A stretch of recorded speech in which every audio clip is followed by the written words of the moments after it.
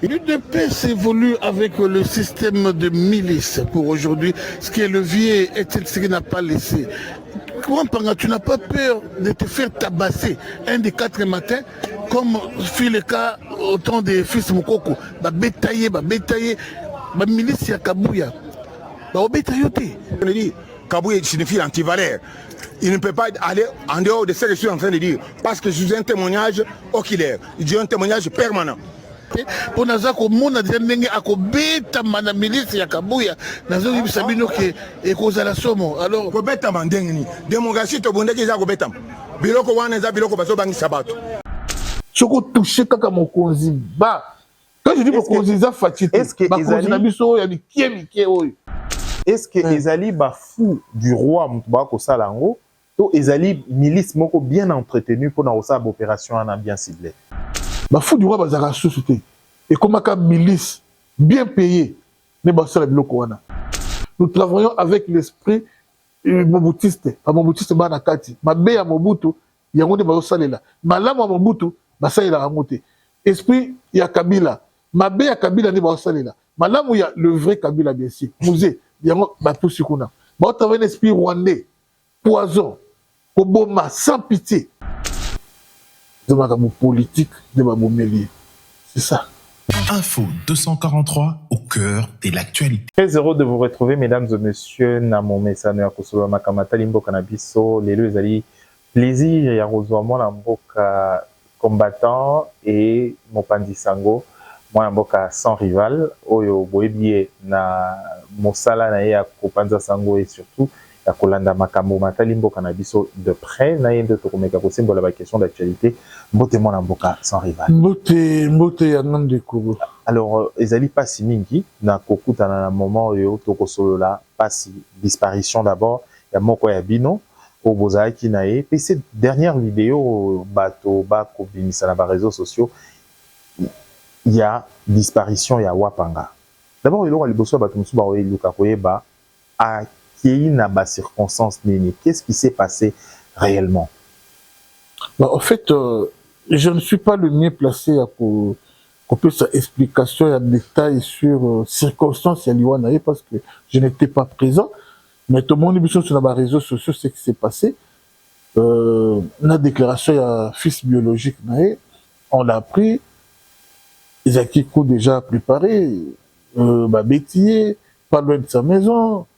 Torturé et qui va jouer même en otage dans un pays démocratique le cola oyo bozomutu vraiment en otage pour enlever à ciel ouvert pour qu'il n'ait place pour lingi il paraît intervention il y a police et qui malgré cela va tenter de sauver vie dans l'hôpital ça n'a pas tenu il est mort suite il y a ba coup de blessures beti basago balinga ko sala et il est parti c'est parce que bato babomi bayebani bamonani boy bayebani bamonani non mais quand on tape sur quelqu'un mais il y a des images pourquoi est-ce que la police n'a pas mis la main sur Batouana tant bakitaki na lio na tant ba kobeta il paraît je dis il paraît parce que je n'étais pas là présent il paraît que police est qui n'arrête pas Batouana bakindaki déjà et pour le monde il sur bakindaki mais na moni bato sur bakangi bamona kitonga police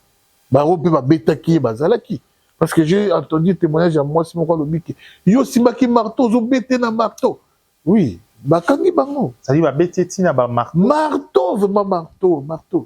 Parce que ce qu'on se met dans marteau, c'est-à-dire donc c'est prémédité, que on y est vraiment un objectif au Bomaï. Des armes blanches. Mais comment dans un pays démocratique où liberté d'expression les a garanti la Constitution, est-ce qu'ils allaient pour un avis politique ou ils allaient pour un makambo privé? Bon, d'après beaucoup de témoignages, de témoignages de makambo politique. De makambo politique, de makambo mélier. C'est ça. Mais il y a un pouvoir. Parce que privé, Wapanga, Azala, Nanyonga Moutouté, Wapanga, Azwa Mwasi Moutouté, comprenez au moins. Mais c'est toujours la politique. Tout ce qui sortait de la bouche de Wapanga, c'était la politique. Matin, midi, soir, il faisait des audios, des vidéos, c'est la politique. Il y a des audios, il y a des acquisés, il y a des acquisés, la vérité, monsieur Yazakoloba. Alors, ça suscitait un peu de haine par-ci par-là. L'effet de Yarouza dans la vie politique, effectivement, tout à dans la vie privée. Qui est peut-être dans la vie privée, est-ce qu'il y a une nuit, des problèmes, un conflit parcellaire? Je vis une vidéo comme ça sortir dans les réseaux sociaux. Bon, le problème, il y a conflit parcellaire, c'est une façon de masquer le vrai problème. Wana pour nanga ils ont diversion. Ils allaient faux et archi faux. Conflit parcellaire, oui, je ne refuse pas. Mais ce n'est pas pour un conflit parcellaire qu'au-dessus d'un petit babou maïba chevé. Non, ça je ne pense pas. Moutounio ça n'a pas problème mike.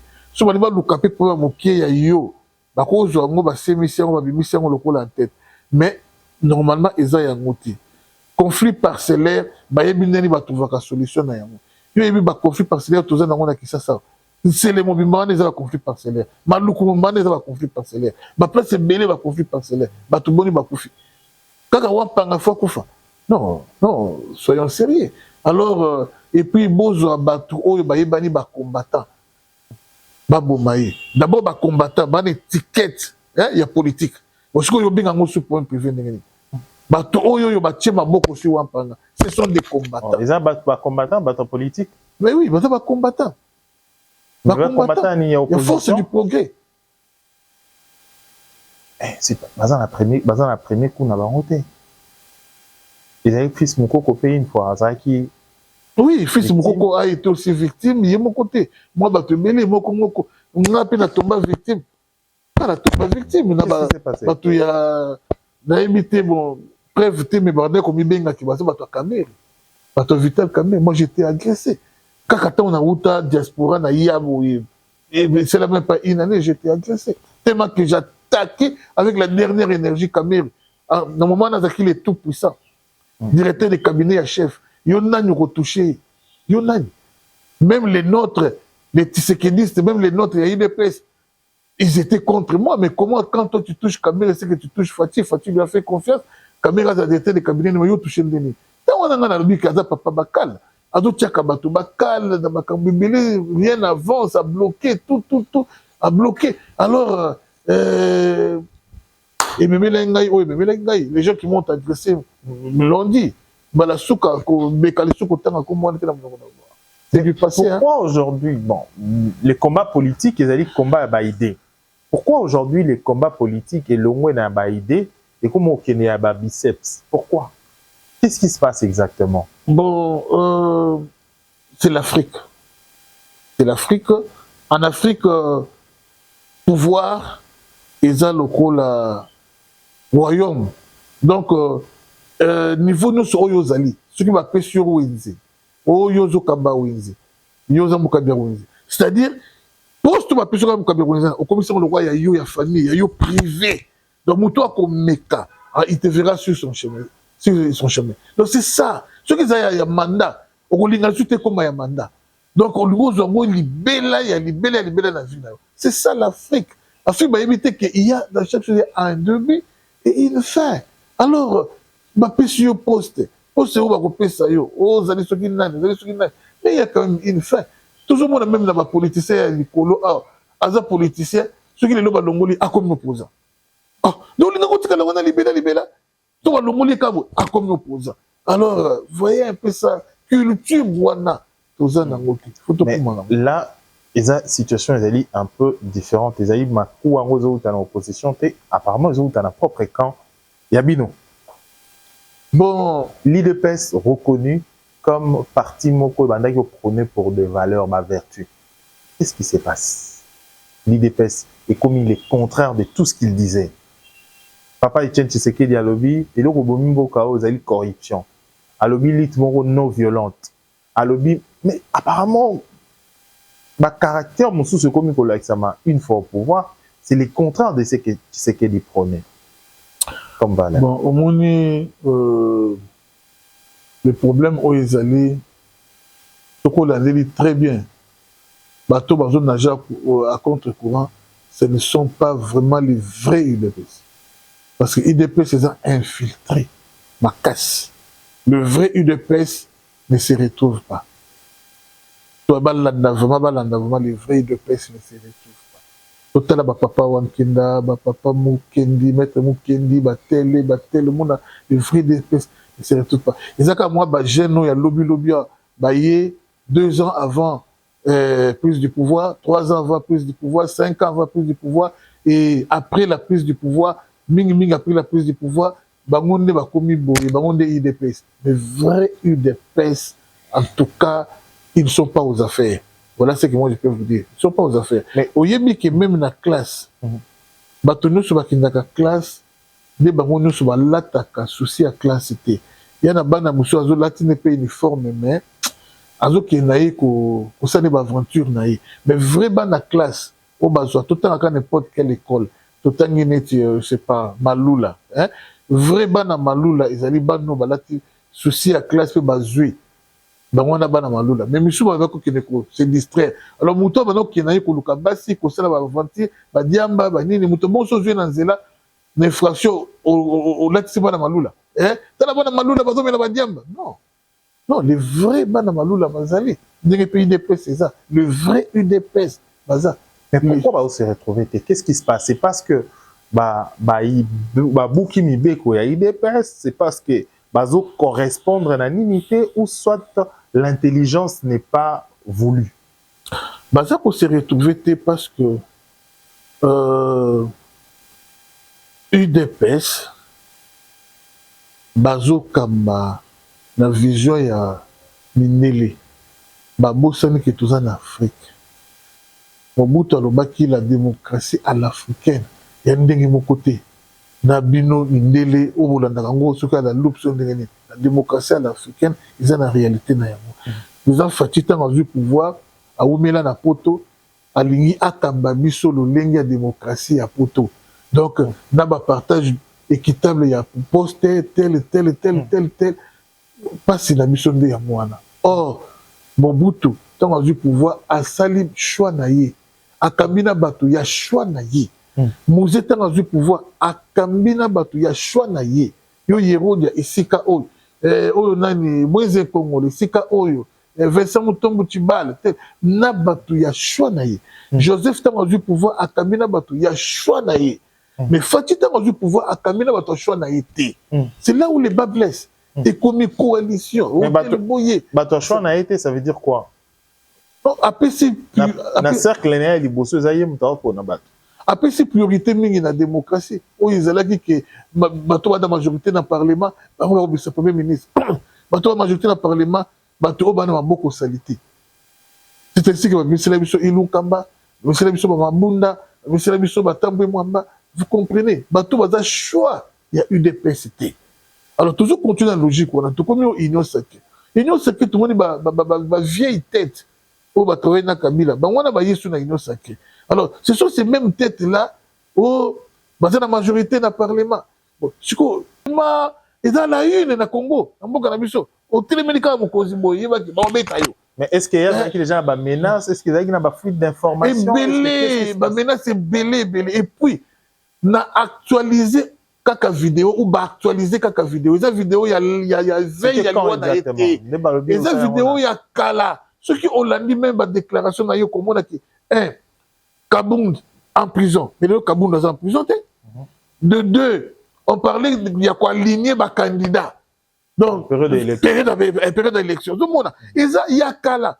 Parce que après, on a Wampanga Bakanga Kai, à côté qui prison. Donc, à côté qui prison, après, on a les sous, à côté qui prison. Et après, Bamakamou, il y a prison pour quelle affaire les sous? À côté qui prison, quand Bamakamou, il y a politique. À côté de prison, il y a politique. Donc, bateau, bazali ko prêter l'intention, mais en tout cas, mais j'étais trop proche de Wampanga, Donc, Liwanaye et Salinga Mabe. Moi, quand j'étais victime, quand ma menacanga na Zoka, ma Kila, Wampanga m'a assisté du début jusqu'à la fin. Wampanga a même la maître avocat au porta plainte. Wampanga a accompagné le ministre intérieur Ozaki Gilbert Kankonde. Wampanga a accompagné la place de comme Monseigneur Ozalaki dans la maison civile. Wampanga il m'a assisté comme pas possible. Wampanga lobaki, sans rival, je vais payer même pour toi les billets. Ok, nous avons copié aux États-Unis. Wampanga m'a beaucoup assisté. Alors, tant qu'on a la moni, azolanda lokolo nanga, hein, n'est na kebisiye. Parce que nga na qui chance ya na kufa kité. Hein? Alors, nous moni na kebisiye que lokolo ya azolanda wana. Donc, azala prudent na yango luka ba beta kipe. Oh, pardon, na bita. Ba vidéo ezali, ba kila pardon, ba vidéo ezali, ba zonga na ba téléphone de reste. Alors, pas plus tant qu'on peut caméra comme ce qui président de l'Assemblée. Avant qu'on président de l'Assemblée, il y a quelqu'un qui a crié qui suit caméra, il n'a pas du peuple. Il a ramassé, il a bétaillé, il a passé là, il a là. Il a intervenu qui. Vous comprenez que c'est comme une pourquoi est comme une mode la vie politique, ils ont place élégance, l'élégance, ils ont quand même respect à Moninga et à nous autres, intégrité physique, comme aussi, mais comme grave.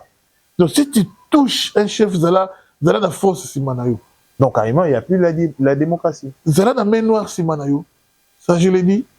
Si on touche kaka mon konzi, bah. Quand je dis mon konzi, ça fatigue. Est-ce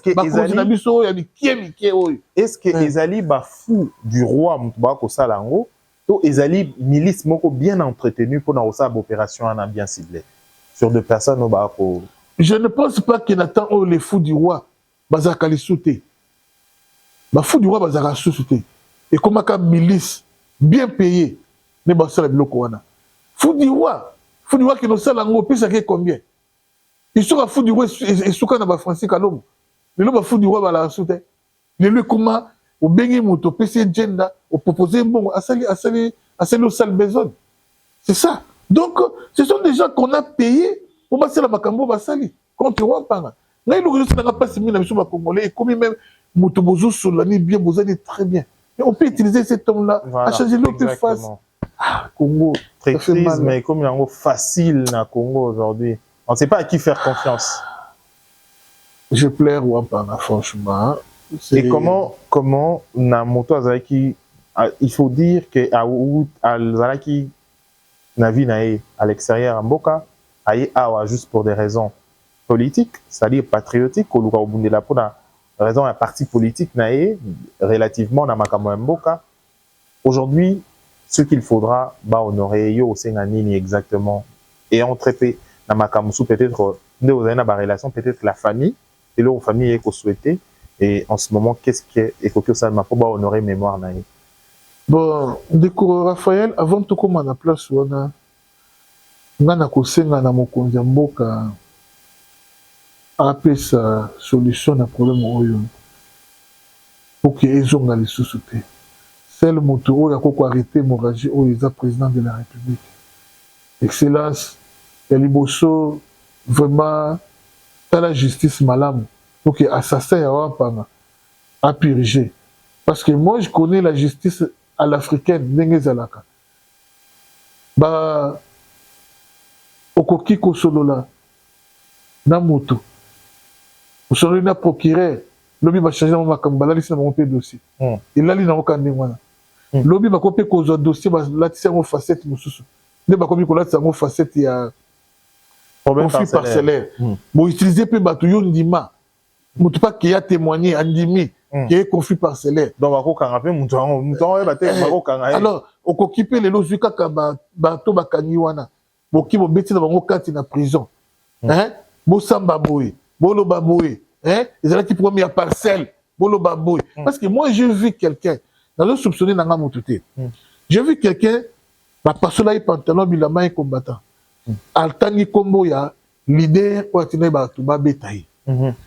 2 jours après, tout le monde peut mettre un leader, wana, à démentir, Makambo ya Lobaki. La vidéo est sur YouTube. Alors, l'histoire se répète. Et quoi qu'il n'est pas dans la justice, mais il manque de personnalité. Si tu as une personnalité, tu assumes Makambo Yebi comme conviction. Toujours qu'il ne vers et l'Okowana. Il y a que, Bakoki peut corrompre, va changer de dossier. Et comme il y a une vraie version, ils ont Wanate. Alors, ils ont le col à Nengezalaki, Tchébéa, Bomeni Loro Moussou, Balatseber, Yaki, Aviolaki. Tu vas préservatif, peut mener tout. C'est ça. Montage politique. Montage politique. Alors, il veut la famille et cause à Anine en ce moment. Famille, il y a une dame, Maman Bidoya White, s'est présentée chez moi comme étant la femme légitime de Wampanga. Elle a 7 enfants, elle habite aux États-Unis. À l'objet, ce qui possibilité d'aller ou soit bâti d'accord aux États-Unis, ici quand Bananaï, Bazali, grande famille Ezali, Bakundaï, ou soit gouvernement Azwa, famille en charge, Baya, Olela, papa, na bango. Donc, Bana, na maman, bango nous se baya matanga na charge, il y a gouvernement. Wampanga Koufi Pona, UDPS. UDPS, il y a un parti au pouvoir. C'est-à-dire, pouvoir, il y a UDPS. Alors, UDPS, le coup la Koufi, dans le champ de bataille, en tout cas, dans la charge, il y a famille. Famille Mobimba, Baya, Kolela, papa, na bango, awa, séjour na bango, et puis na kozonga na bango. Voilà le message oyo, la famille. Ce qui montoloko la Wapanga, Oazalaki combattant. Mais combattant, il y a balabala te. Le combattant est bani. Pour un combat un peu proche, yani. Ce qui n'a place naé, bah qu'on menacer, bon pas qu'on lobé la makambu ya pouvoir, bah y pouvoir. Ce bateau lambda ou bah qu'on les cana balabala rosala nini. Bateau sous soit qu'on banda combat kaka na lelo abanzo lobara ba vie politique naé rosala nini. Rôle na musala ya ministre intérieur na ba service à sécurité na biso pona ko étouffer makambu aujourd'hui. Qu'est-ce qu'ils font? Bon, vous voyez un peu, ma camarade limité. Si au niveau du Yuzuba ministre intérieur, au niveau du président de la République, il plaît. Le président Zoloba qui est justice, c'est vraiment malade. Donc, président Atiki, c'est la Moussala Nayango. Aboy ko s'ingérer, la Moussala Isa Yayete. Mais là, c'est la sécurité. Voilà, la sécurité à bateau. Vie. Ministre intérieur na police ça na pour la sécurité ko sécuriser vie na biso na babia na biso nazo kita malembe ministre intérieur a coacher rigueur pas ministre intérieur a tirer rigueur mutuana aza semé qui a procureur mutuana yenda saki ke procureur azo musala comme procureur mutuana yende mutu asunga procureur abengi na 23h limwisa dossier wana salamu ministre intérieur osani lobi kuna dossier comme lelo. Vous comprenez? Ministre intérieur à quoi ici? Mais procureur kuna à BBC. Alors, ce qui procureur, à l'ingatière rigueur, côté Oyo, va corrompre, ceux qui va policier, ceux qui chef à cachot, ceux qui chef à prison, lobi qui va prisonnier va Kimi. Prisonnier Kimi. Donc, Congo est à refaire à zéro. Congo faut toujours vraiment à zéro. Oyo kaka zéro. To zongi na partie à éducation ya ba famille paye école, to poussani muke ba vrai bato o ba bongisa Congo, eza bana o ya yo, bana 2 ans. Bana ya yo bana 3 ans, 4 ans, 5 ans bongisa Congo. Mais aujourd'hui c'est la pourriture. Nous travaillons avec l'esprit mobutiste. Ba mobutiste bana kati. Mabe ya Mobutu, yango de ba salela. Malamu ya Mobutu, ba salela ramote. Esprit ya Kabila. Mabe ya Kabila ni ba salela. Madame, il y a le vrai Kabila, bien sûr. Musée, il y a tout ce qu'on a. Bon, tu as un esprit rwandais, poison, Obama, sans pitié, tout esprit rwandais, oh Joseph Atika, les bazars qu'on travaille dans Yango. Tous ces gens que vous voyez, les généraux, parce que Fachi a crié dans le Moutouté.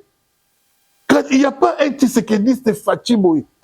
Tous ces gens. Après plus de 6 ans. C'est là où le bas blesse. Alors, mais Edouard de Santos, même maintenant, aux États-Unis, ce président, côté le roi Liboso, nous militaires, nous avons confiance. Mais il est le ça, militaire, Salana Joseph, garde pour te rapprocher. Mais Bazana Fati, il est là. Nous, on ne fait que le champ à bois, mais les caravanes passent, on ne sait pas. Parce que les infiltrés, les traîtres, ils sont là. Na présidence, na gouvernement, na sénat, na assemblée. Mais papa, tu peux changer beaucoup tant que ces gens sont encore là. Tu peux changer beaucoup. C'est pourquoi Bakamusu Sunga na Bosenga na peuple a des fois à se prendre en charge. Peuple a des fois à se prendre en charge. Nengue Zalakake, qui moyibi les qui tourne à quartier, Bokangi moyibi, Bobareye, Bosilani na ye, hein? Allez, Balamoko, police aye koya na sima. Police aye na sima. ba policier si d'Afrique ba yebisa biso loko wana tant que la chasse au collabo combat vraiment mata tout le monde a muto Kabila a vu bikate ba policier ba yebisa biso que soki bolingi bosala bien makambo na politique changer na mboka bino mo bo éliminer ka muto wana biso to yaka ko noter. Alors je n'encourage pas Koboma, je n'encourage la vie pas humaine est ça. sacrée. Je ne soutiens pas cela. Donc, et je ne soutiendrai jamais cela. Mais peuple à se prendre en charge de ma commission. Il ne peut sur Bazo Lela, Nangaye Longo, Tozo Lela, Ndeko Oyakoufi. Mais sachez que la vraie décision, le vrai changement ne viendra que de vous. De vous. Donc faites en sorte que Makambo ait changé. Ce qui concerne là que Bissonion sur IDPS et des combattants, to qui là na Kanchachi, to là vraiment quand on sait papa Mokonzi Loba, papa Mokonzi Loba, il faut ça là yango. Ce qui te vendent quand tu croises Maboko, on aura des yeux qui pour plaire. Alors voilà. Tokomi na souk édition na biso 30 minutes to leki si bongo na mon mboka sans rival. Bolandi biso na télévision sur Congo Web Télévision, Bozok biso en cours, vous avez la possibilité à rejoindre biso en continu sur YouTube Info 243 boko la édition yo. Mais question à souko la rolinga rotuna yo. Tension zali na IDPS. Apparemment, il y a deux camps. Et là on mine rosala pour dans aussi sa tension on a parce que tension on a apparemment pesali ko mema dégradation à makambo mususu. Na kati sa partie IDPS. C'est là où on mine rosala pour dans aussi sa likambo. Bon, moi d'abord, je n'ai jamais été pour ou contre quelqu'un. Donc, cela veut dire que Nazala contre Kabouyate, Nazala peut pour Kabouyate, Nazala contre DOT, Nazala peut pour DOT. Moi, je suis pour marche bien à UDPS. Alors, sur C, nous avons Papa Mokonzi, je l'ai mis au secrétaire général DO, PSA conseil APEMA. Je l'ai mis au secrétaire général Augustin Kabouya, PSA conseil APEMA. Je l'ai mis au Moutoumoussou naître. Soit un vieux papa, doyen, le coup la maître Moukendi, a assumé dans l'intérim. A kumba biso ti na congrès ndenge mutoko voter ce qui président UDPS, secrétaire général UDPS. Qui m'a écouté? Dès quand oyo, tout le monde n'est pas wampanga, oui to leli, mais lobby et qu'on risque la pire. Au moment où qui bateau, 30 personnes va koufi. Gamboy, koto 15 personnes ba bomani Gamboy, ba machette bani. Parce que tendance c'est qu'on gagne affrontement ngo, so ba lobby mususu ba bi ba na permanence. Batanga ya wampanga za na permanence. Alors soki mutu o ba yebi ke mutu akabuya boy, akoya, oyo kaka suka na yango ba beti, ba salibo. Alors pour éviter les pires et puis pour na ça peut impression ma bien na mboka te yake, parti ya permanence à Mokozi 50 policiers, 150 policiers, Mamoura. Non, pourquoi? Et depuis, ça peut pression à ma main dans Moka. Alors, Mokonzi Moka, excellente félicitations, vous êtes la seule personne où il y a Kimia dans UDPS. Zoa Deo, Vanisaye, Zoa Kabouya, Vanisaye, Baromi Balé, Bazalaba adjoint, na Deo, na Kabouya, Bazalaba adjoint, il y a président de UDPS ou secrétaire général au conseil intérim. Aujourd'hui, Misso, Papa Maître Mokinou, aujourd'hui, Misso, Topé Kabongo, a dirigé UDPS. Ou aujourd'hui, Misso, bateau, bazan crédible, ou bazan autorité, ou bazan parti prêté, bakambela Misso IDPS, ti na congrès. Merci, Tokomi Nasuke édition, yo. Merci de l'avoir suivi. Donc, on une prochainement pour une édition. D'ici là, portez-vous bien.